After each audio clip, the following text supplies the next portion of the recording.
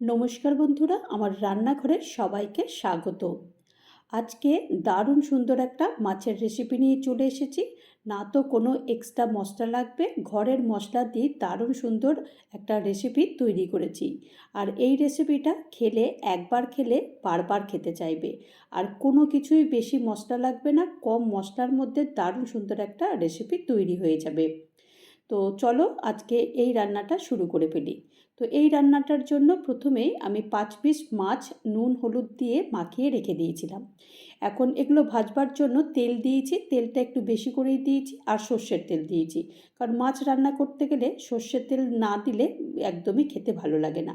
তো সেই কারণে মাছটা আমি সব সময় রান্নার সময় সর্ষের তেল দিয়ে রান্না করি।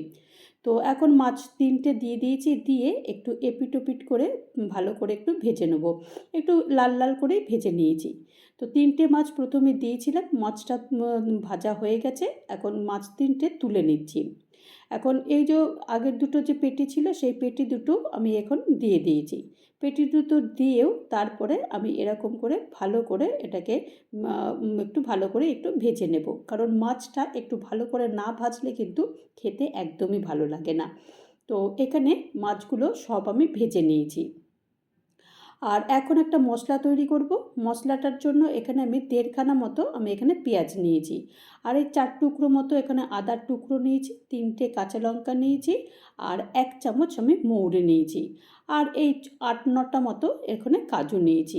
দিয়ে এটাকে বিনা জল দিয়েই আমি এটাকে পেস্ট করব। যদি তোমাদের একটু একদম শুকনো লাগে তাহলে একটুখানি তোমরা জল দিতে পারো। তো দেখো পেস্টটা আমি তৈরি করে ফেলেছি। আর ওই যে তেলটা ছিল সেই তেলটাতেই 2টো এলাচ দিয়েছি ফাটিয়ে, আর যে মশলাটা আমি পেস্ট করেছিলাম সেই মশলাটা পুরোটাই দিয়ে দিয়েছি। মশলাটা এখন ভালো করে কষাতে হবে, কারণ পুরো তেলের মধ্যেই মশলাটা দিয়ে দিয়েছি। তেল আর মশলার সঙ্গে ভালো করে এটাকে মেশাতে হবে, আর যত ভালো করে মেশাবে তত কিন্তু রান্নার স্বাদ আসবে। তো এখন দেখো তেলের সঙ্গে ভালো করে এখন মশলাটা মিশিয়ে দিয়েছি। এইভাবে যদি তোমরা কোনো দিন রান্না করে থাকো তাহলে তো তোমরা জানোই যে এই মাছের স্বাদ কীরকম হয়। আর যারা রান্না করোনি তাদেরকে একবার অনুরোধ করব, এই রকমভাবে একবার রান্না করে দেখো, ভীষণই ভালো হয় খেতে। আর এখানে 2 টেবিল চামচ মতো আমি ফেটানো দই দিয়ে দিয়েছি। দইটা দিলেও রান্নার স্বাদটা আরও ভালো হয়। আর এই রান্নাতে দইটা কিন্তু অবশ্যই একটু দেবে, তাহলে কিন্তু আরও স্বাদ বাড়ে। স্বাদ মতো নুন দিয়ে দিয়েছি, আর 1/2 চামচ মতো হলুদ গুঁড়ো দিয়েছি। মশলা তেমন কিছুই নয়, ঘরে যা কিছু থাকে সেই মশলা দিয়েই রান্নাটা করেছি, কিন্তু খেতে অসম্ভব সুন্দর হয় খেতে। এখন এই মশলাগুলো ভালো করে আমি এখানে কষিয়ে নিয়েছি, আর দেখো মশলা থেকে একদম সুন্দরভাবে কিন্তু তেলটা বেরিয়ে গেছে। তেলটা বেরিয়ে আসার পরও আরেকবার ভালো করে এটাকে নেড়ে চেড়ে দিচ্ছি। এখন নেড়ে চেড়ে দেওয়ার পরে আমি এখানে পরিমাণ মতো আমি এখনও জল দেবো। জলটা কিন্তু একটু কম করে দিতে হবে, অর্থাৎ এই আমি 1/2 কাপ মতো আমি এখানে জল দিয়েছি। জলটা আমি বেশি দেবো না, কারণ এই রান্নাটা কিন্তু একদম কিন্তু ঝোল হবে না, একদম একটু মাখো টাইপের হবে। তো সেই কারণে আমি 1/2 কাপ মতো আমি এখানে জল দিয়েছি। তবে জলটা তোমরা যদি ভাবো যে একটু ঝোল খাবে তাহলে একটু বেশি পরিমাণ দিতে পারো। তবে এই রান্নাটা আমি কিন্তু আবারও বলছি, এই রান্নাটা মাখো মাখো হবে, তো সেই কারণে কম জল দিলে ভালো হয়। আর সামান্য পরিমাণ, মানে সামান্য পরিমাণ একটুখানি আমি চিনি দিয়েছি। চিনিটা দিলে তাহলে টেস্টটা একদম সম্পূর্ণ বেশ সুন্দর হয় টেস্টটা। তো সেই কারণে পারলে কিন্তু অবশ্যই একটু চিনি দিও। আর মাছগুলো সব দিয়ে দিয়েছি, দিয়ে 2টো চেরা কাঁচা লঙ্কা দিয়ে ঢাকনা বন্ধ করে দিয়েছি। আর এখন একটা মশলা তৈরি করব। মশলার মধ্যে 1 চামচ মতো আমি এখানে মৌরি দিয়ে দিয়েছি। মৌরিটা দিয়ে একটু শুকনো খোলায় একটুখানি ভেজে নেব। এই যে মৌরির যে ভাজা গন্ধটা যখন আমি এই মশলাটা দেব, তখন এত সুন্দর একটা গন্ধ বেরোবে যে মানে তোমরা যারা আর কি এই রান্নাটা করবে না তারা কিন্তু এর স্বাদ একদমই পাবে না।